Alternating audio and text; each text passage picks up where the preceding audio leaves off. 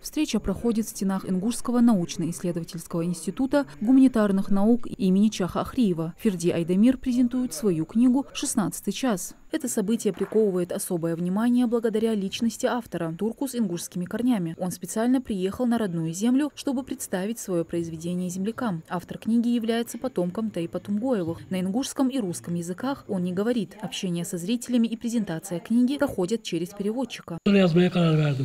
Я написал эту книгу спустя 2 недели после землетрясения, которое произошло в Турции. Я начал писать эту книгу.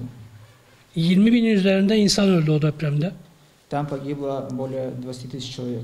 Книга «16 час» – это не просто литературное произведение, а глубокое личное и пронзительное осмысление трагических событий, произошедших в Турции в 2023 году. Именно тогда мощное землетрясение унесло жизни тысяч людей, включая близких родственников и знакомых Ферди Айдамира. Он не мог остаться в стороне, когда боль коснулась его семьи и народа. Автор стремился увековечить память о жертвах, передать весь ужас пережитого и осмыслить эту катастрофу через призму художественного слова. Презентация в Ингушетии стала для автора не только возможностью поделиться своим творчеством, но и глубоко символичным возвращением к своим истокам. Для ингушского народа, чьи корни тесно связаны с турецкой культурой, эта книга стала своеобразным мостом, соединяющим две культуры через общую боль и сопереживание. Ферди Айдамир искренне хотел, чтобы его соотечественники в Ингушетии смогли прикоснуться к этой трагедии, почувствовать ее масштабы и разделить боль тех, кто потерял близких. Мероприятие собрало представителей ингушской интеллигенции, писателей, ученых, деятелей культуры и представителей различных профессий. Все они пришли, чтобы услышать Ферди Айдамира, узнать о его книге и поделиться своими мыслями. Атмосфера в зале пронизана глубоким уважением и сопереживанием.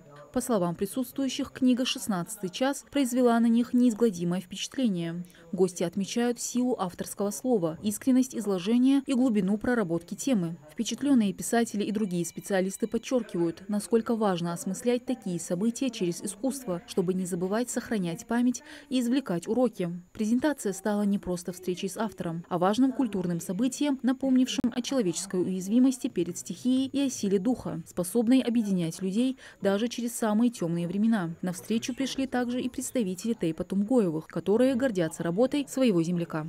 Мероприятие организовать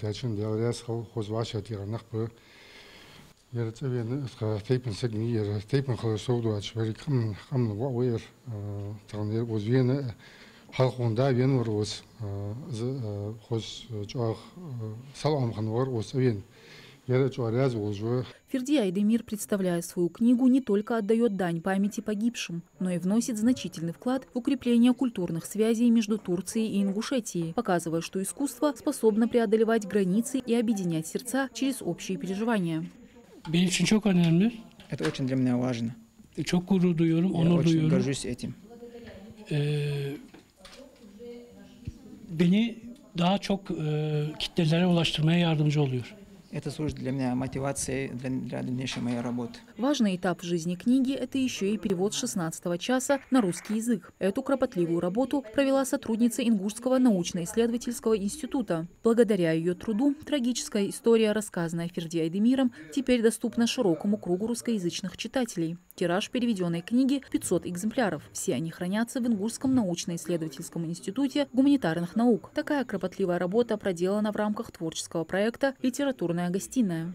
Проект «Литературная гостиная» научно-исследовательского института, он задумывался как площадка, на которой могут общаться представители творческой деятельности, творческой интеллигенции, представители, значит, писательства, поэты не только нашей республики, но и у нас есть опыт, когда мы проводили мероприятия с писателями Дагестана, у нас есть взаимодействие с Кабардино-Балкарией, Северной Осетией.